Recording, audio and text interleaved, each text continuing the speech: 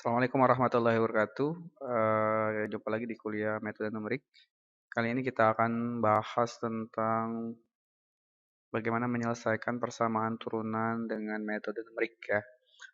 Kita akan coba menyelesaikannya dengan konsep yang biasa yang kita kenal di persamaan diferensial. Kemudian nanti karena persamaan diferensialnya sudah sulit untuk diselesaikan, maka kita bisa menggunakan minimal nanti ada dua metode untuk menyelesaikannya, yaitu metode secara numerik ya. Jadi lagi-lagi karena kenapa kita menggunakan metode numerik, karena keterbatasan dari rumus ataupun konsep secara analitik, sehingga diperlukan perhitungan-perhitungan yang lain ya, atau cara alternatif untuk menemukannya.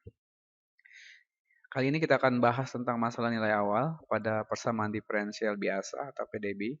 Kemudian kita bahas juga tentang PDB order 1, di mana di awal kita akan bahas dengan PDB order 1. Ini kita punya 4 persamaan A, B, C, dan D. Nah, ini dx per dy per dx sama dengan x ditambah y. Itu order 1 karena kita punya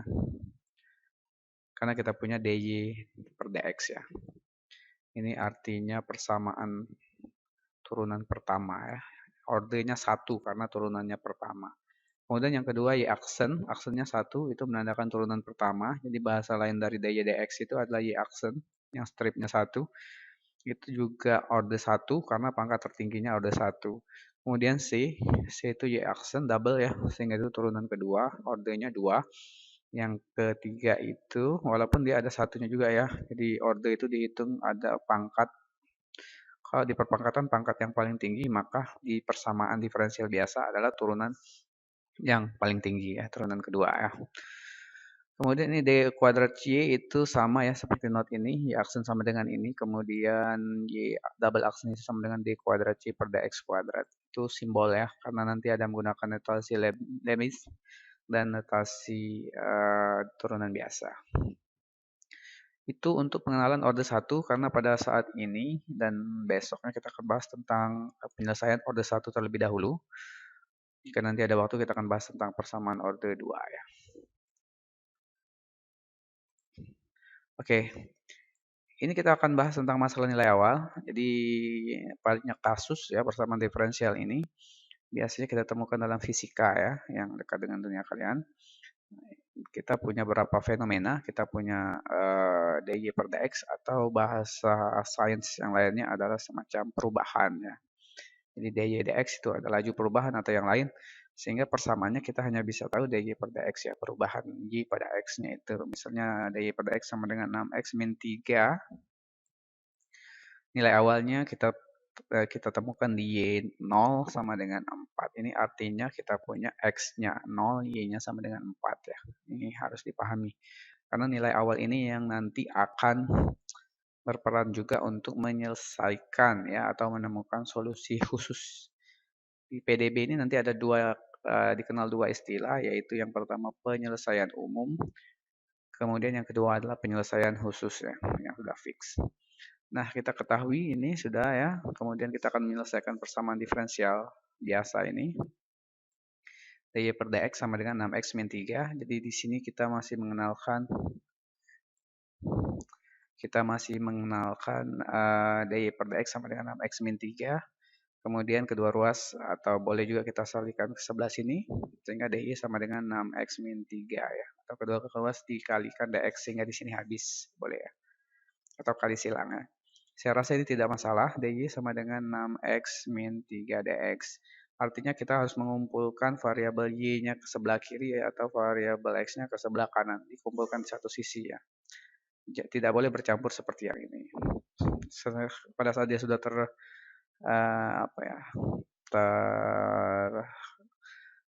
dari kiri saja y-nya atau dx-nya itu sebelah kanan, sudah satu variabel. Selanjutnya kita akan menggunakan rumus integral biasa. Nah, ini harus diingat bahwa ax pangkatnya integral ax pangkat dx sama dengan pangkatnya ditambah 1 dibagi pangkat yang baru ya. Integral, jadi dinaikkan 1 kemudian dibagi dengan pangkat yang baru. Sehingga dari sini kita untuk mendapatkan Y, karena itu kan masih DY, yang kita inginkan adalah Y sama dengan kan, atau persamaan diferensialnya ya. Sehingga integralkan kedua ruas, integral DY, karena di sini ada terselip 1 DY ya. Jadi integral 1 DY. Harusnya di sini itu ada integral 1 DY. 1 kali DY kan DY. Jadi integral 1 DY akan jadi Y, karena integral 1 pada koefisien Y ya, pada variabel DY sehingga hasilnya Y. Kemudian 6X min 3 pada DX. Artinya X-nya yang dikerjakan, 6X pangkat 1, jadinya X-nya pangkat 2, kemudian dibagi dengan 2 ya. Ini min 3, X3 jadi 3X ya.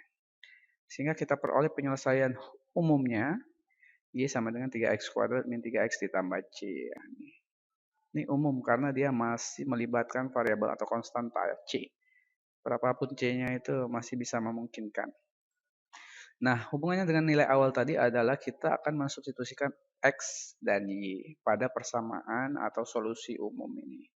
Y-nya diketahui 4, X-nya 0, 0, sehingga C-nya dengan sangat mudah kita bisa cari C-nya hasilnya 4. Jadi untuk kasus X0 dan Y4 dengan nilai awal seperti itu kita peroleh persamaan khusus. Jadi kalau tadi itu C itu masih sembarang, apapun bisa 0, bisa berapapun.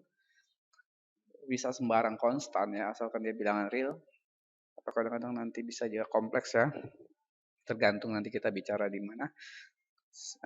Pada saat kita substitusikan dengan C-nya yang fix ya, C-nya diperoleh dari nilai X dan Y, maka diperolehlah persamaan khusus. Artinya ya ini hanya satu-satunya, tidak bisa yang lain. Ini nanti ada dua jawaban, ini versi umum, kemudian yang ini adalah solusi penyelesaian khususnya. Oke. Nah ini masih mudah ya, karena konsep yang dipakai hanyalah mengingat kembali tentang konsep integral ya, definisi integral yang paling awal. Silakan dibuka lagi. Kita berikan contoh yang kedua, kita punya PDB-nya dy per dx sama dengan 2x y. Ini x dan y-nya masih bercampur antara ruas kiri dan kanan. Dengan nilai awal y 0 sama dengan 2 ya. Tentukan khusus ya. Nah, jadi sebelum khusus itu pasti sebelumnya umum ya. Diketahui Y0 sama dengan 2, yang berarti X0, X sama dengan 0 dan Y sama dengan 2. Sehingga dy per dx sama dengan 2xy dari soal. Kemudian kita kalikan ke ruas kanan ya, dy sama 2xy dx. Kemudian kita masih ada lihat bahwa di ruas kanan saya ya, 2xy masih ada xy yang bercampur sehingga kita harus mengumpulkannya ke ruas masing-masing. Jadi kita bagikan y agar ruas kanannya hilang y. Di sininya hilang y-nya. Jadi dibagi y, sininya habis, sini dibagi y, kita perbagus bentuknya menjadi 1 per y dy ya sama dengan 2x dx. Selanjutnya dengan integral khusus tadi. Nah, cuma di sini ingat 1 per y ini tidak bisa nilaikan ya, karena dia pangkatnya jadi y-1 ya, pangkat yang barunya per 0 ya. Nanti coba dianalisis. Untuk 1 per y tidak berlaku rumus ini. Tidak berlaku rumus yang ini ya. Karena nanti akan menghasilkan 1 per 0. 1 per 0 tidak terdefinisi. Sehingga pada integral bab tertentu 1 per y dy ini akan menjadi ln y ya. Ln. Integral dari 1 per y itu adalah ln y. Logaritma natural ya. Log natural. Ln y. 2x jadi 2 per 2x kuadrat tambah c. Nanti dipahami lagi dengan rumus ini. Kemudian ln y sama dengan x kuadrat ditambah c. Nah sampai sini kita sudah dapatkan persamaan. Belum ya. Sampai di sini kita baru dapat persamaan ini. Tapi kalau misalnya langsung tanpa melihat persamaan umumnya, kita bisa mendeteksi C-nya bisa juga kalau menggunakan kalkulator. Tinggal masukkan X-nya berapa, Y-nya 0, Y-nya 4, X-nya 0, nanti didapat nilai C. Ya. Tapi penyelesaian seperti ini tidak umum.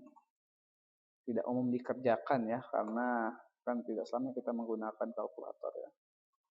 Sehingga kita menggunakan teknik lain, karena dia menggunakan ln Y, ini ada ln Y ya. maka kita munculkan sifat eksponensialnya ya. Jadi ln y sama dengan x kuadrat tambah c itu sama saja dengan ln y sama dengan x kuadrat tambah c. Kalau kita punya seperti ini kan kita bisa, yang berpengaruh kan hanya pangkatnya ya, jadi dikembalikan ke situ. Sedangkan kita tahu bahwa ln y itu sama dengan y, sifat logaritma natural. Log natural y sama dengan y ya, sama dengan y sendiri. Kenapa kita munculkan ini? Biar nanti kita dapatkan y ya secara sempurna ya dengan sifat matematis. Kemudian x kuadrat ditambah c masih pangkat, kemudian karena pangkat ditambah berarti sama dengan dikali, dipecah lagi jadi pangkat x kuadrat dikali pangkat c. Itu karena plusnya itu kita jabarkan dengan bentuk eksponensial biasa. Diperoleh y sama dengan c x min 2. Nah, c ini jangan bingung. C ini C yang bawahnya sengaja saya buat C kecil karena kita ingin menganggap pangkat C yang atas itu, pangkat C besar yang atas itu sebagai suatu konstan yang baru. Jadi seolah-olah pangkat C yang besar itu sama dengan C yang baru karena dia eksponen bilangan nya itu dipangkatkan dengan konstanta yang belum tahu. Nah, itu bisa kita anggapkan suatu angka yang konstan juga. Jadi bukan berarti pangkat C sama dengan C ya, salah ya. Cuma kalau boleh di suatu buku yang lain mungkin pangkat C dia misalkan jadi K. Jadi C kecil ini merupakan permisalan dari pangkat C, hanya permisalannya. Sehingga kita peroleh umumnya adalah Y sama dengan C kecil EX kuadrat. Ini penyelesaian umumnya. Kemudian kita substitusikan dengan 0 dan 2. Y sama dengan C EX kuadrat.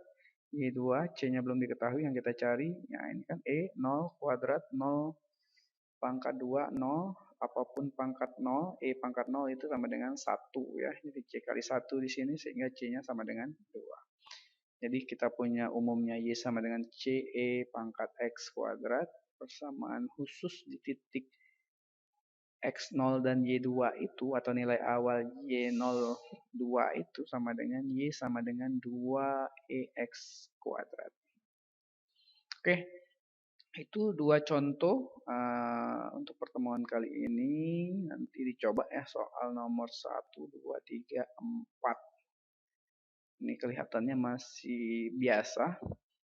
Saya carikan persamaan-persamaan biasa yang bisa diselesaikan dengan cara nomor 1 ataupun nomor 2. Nanti hati-hati di sifat ln y ya.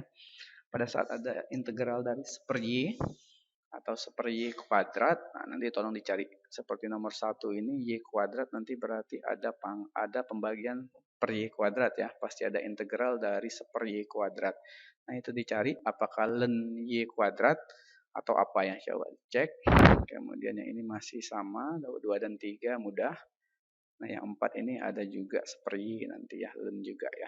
Bisa dicontek di contoh 2. Oke, demikian pertemuan kali ini. Minggu depan kita akan bahas tentang metode Euler dan metode Henn ya. Pastinya nanti kita akan menggunakan pertama soal ataupun kasus yang mudah yang bisa diselesaikan dengan PDB yang kita pelajari hari ini. Kemudian kita bisa juga menyelesaikan dengan dua metode yang saya sebutkan tadi. Berikutnya soal-soalnya adalah pada saat nanti benar-benar soal atau masalahnya tidak bisa lagi dengan rumus-rumus kita hari ini, maka kita akan menggunakan kedua metode itu dengan anggapan kita sudah yakin bahwa metode yang kita punya itu pasti menyelesaikan atau menggantikan solusi yang akan kita cari. Oke, demikianlah pertemuan kali ini. Silakan dipelajari, nanti tunggu instruksi berikutnya apakah ini dikumpulkan atau tidak ya. Tapi setidaknya ini harus dicoba ya. Karena akan saya masukkan di ujian. Demikianlah saya akhiri. Assalamualaikum warahmatullahi wabarakatuh.